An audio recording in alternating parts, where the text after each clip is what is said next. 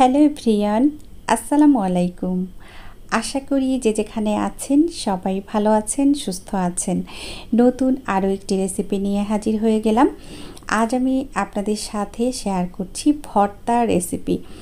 কুরবানি শেষ হয়ে গিয়েছে, সবার ঘরে কিন্তু মাংস ছড়াছড়ি।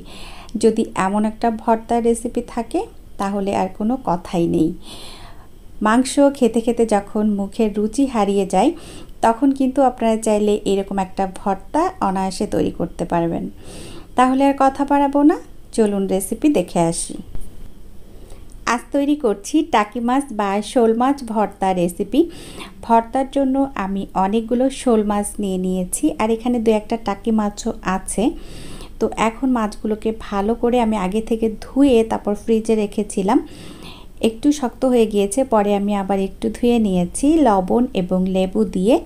তারপর এখন মাছটাকে সিদ্ধ করব, সেজন্য আমি একটু মাছের মধ্যে পানি, লবণ এবং একটু হলুদ দিয়ে নাড়াচাড়া করে এখন মাছগুলোকে সিদ্ধ করে নিব।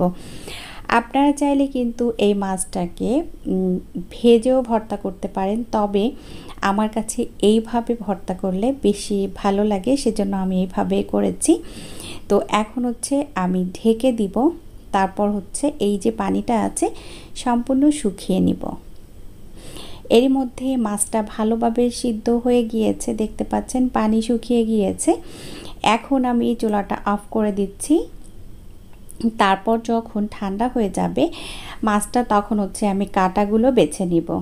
কাঁটাগুলো বেছে নিয়ে পরের প্রিপারেশনে চলে যাব। এখন চলে আসলাম ভর্তার পরের প্রিপারেশনে।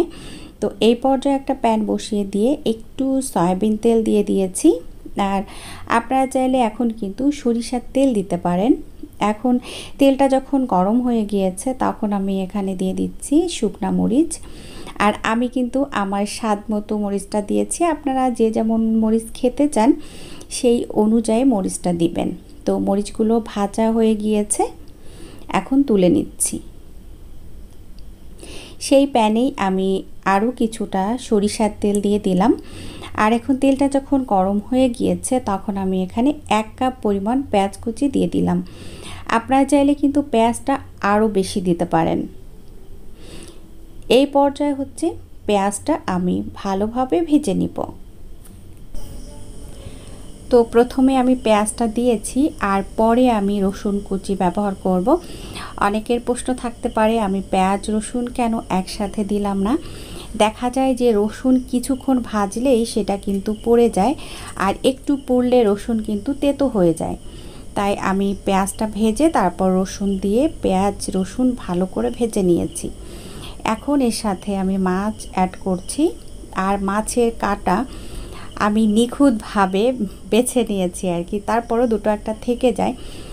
এখন আমি মাছগুলো দিয়ে দিয়েছি, আর এখন পেঁয়াজ রসুনের সাথে মাছগুলো ভালোভাবে ভেজে নিব। এই যে দেখতে পাচ্ছেন মাছগুলো কিন্তু ভালোভাবে ভাজা হয়ে গিয়েছে, তবে আমি আরও ভাজতে যাচ্ছি।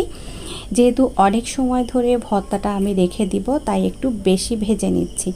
আর আজকের ভর্তাটা আমি একেবারে হোটেল স্টাইলে করছি, তাই এই ভর্তাটা আরও বেশি টেস্টি হয়েছে। তো এখন এভাবে আমি চুলার আঁচ একেবারে কমিয়ে দিয়ে এইভাবে কিছুক্ষণ অনবরত নাড়াচাড়া করে ভেজে নিয়েছি।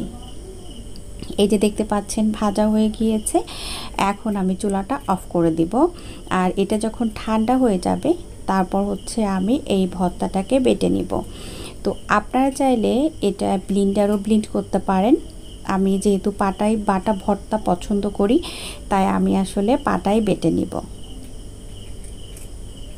কিছুক্ষণ পর যখন ঠান্ডা হয়ে গিয়েছে তখন আমি ভর্তাটা মাখাতে চলে আসলাম। এখন আমি আমার সেই ভর্তা মাখানো পাটার উপরে শুকনো মরিচ দিয়ে দিলাম, আর প্রথমেই কিন্তু আমি এখানে লবণ ব্যবহার করেছি। তো এই পর্যায়ে আমি আরও কিছুটা লবণ দিব, যাতে করে এই মরিচটা আমি সুন্দরভাবে বাটতে পারি। তো আমি যতটুকু মরিচ দিয়েছি এই ভর্তায় আমার কাছে ঠিক ছিল। আপনারা যদি অতিরিক্ত ঝাল খেতে চান তাহলে কিন্তু এই ঝালে হবে না, আরও কিছুটা ঝাল আপনাদের অ্যাড করতে হবে। তো এখন আমি মাখিয়ে নিচ্ছি। তো দেখতে পাচ্ছেন মানে বেটে নিলাম, মাখিয়ে না, যাই হোক। তো বাটা হয়ে গিয়েছে। এখন হচ্ছে আমি আবার সেই মাছটা দিয়ে দিলাম, মাছটা দিয়ে আবারও বেটে নিলাম। তো মাছ এবং মরিচ বাটা হয়ে গিয়েছে। এখন এই ভর্তাকে আরও টেস্টি করতে এখানে হচ্ছে একটু কাঁচা পেঁয়াজ আর হচ্ছে ধনিয়া পাতা কুচি, এটা আমি জাস্ট এটা বেটে নিব না। এটা দেখতে পাচ্ছেন যে কাটার পরে কিন্তু পেঁয়াজগুলো একটু আস্ত থাকে, এটাকে সে আস্ত ভাব যাতে না থাকে এইভাবেই একেবারেই মানে আলতো করে একটা বাটা দিয়েছি আর কি, যাতে করে সব কিছু আস্ত থাকে। আমার সম্পূর্ণ বাটা হয়ে গিয়েছে। এখন হচ্ছে আমি মাখিয়ে নিব। সরিষার তেল দিয়েছি, আর এই পর্যায়ে দেখে নেবেন ঝাল লবণ সব কিছু ঠিক আছে কি না। যদি না থাকে একটু দিয়ে তারপর মানে লাস্ট পরিবেশন করবেন। তো আশা করছি আজকের ভর্তা রেসিপি আপনাদের কাছে ভালো লেগেছে। এতক্ষণ সাথে থাকার জন্য সবাইকে অসংখ্য অসংখ্য ধন্যবাদ। সবাই ভালো থাকবেন, আমার জন্য দোয়া করবেন। আগামী রেসিপি দেখার আমন্ত্রণ জানিয়ে বিদায় নিচ্ছি। আল্লাহ হাফেজ, আসসালামু আলাইকুম।